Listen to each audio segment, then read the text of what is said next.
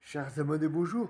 Une minute quelque peu improvisée sur le thème de le poison d'avril. Vous avez sûrement vu que ce matin, il neigeait ici et là, mais aussi pas ici et pas là. Et sur les réseaux sociaux, eh bien, les abonnés postaient des photos et des vidéos de la neige qui tombait chez eux, devant chez eux, autour de chez eux. Et immanquablement, il y a des abonnés, des followers qui disaient: «Ah, t'en as de la chance, moi j'en ai pas.»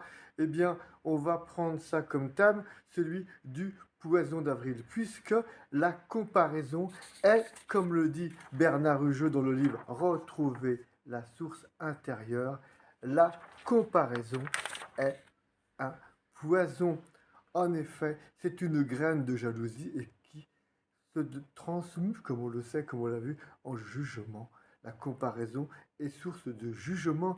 Eh bien, réfléchissons et revenons à notre dialogue que j'ai eu hier soir avec un ami prêtre de mon groupe de partage qui me dit: gardons-nous de comparer nos dons et ceux des autres, car immanquablement on va les jalouser. Il faut développer et se réjouir des dons que nous avons reçus et ne pas chercher à avoir ceux des autres. Chacun reçoit les dons selon sa nature et on va dire selon sa vocation, selon à quoi il est appelé. Et dans ce même livre, Bernard Hugeux nous dit: gardez-vous aussi de l'indifférence par rapport à autrui.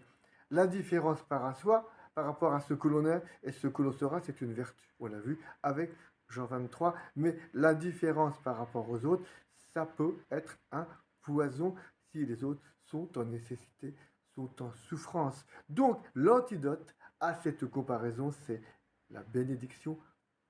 Rendons grâce à la nature, au ciel, à la terre entière s'il le faut, pour la neige que nous avons, pour la neige que les autres ont, et pour la neige que nous n'avons pas, parce que finalement, on s'en fiche. Ce serait le pire des poisons d'avril que de vouloir la neige pour tous. Je vous laisse méditer, chers abonnés, et gardez-vous de ce poison d'avril. À très bientôt. Comme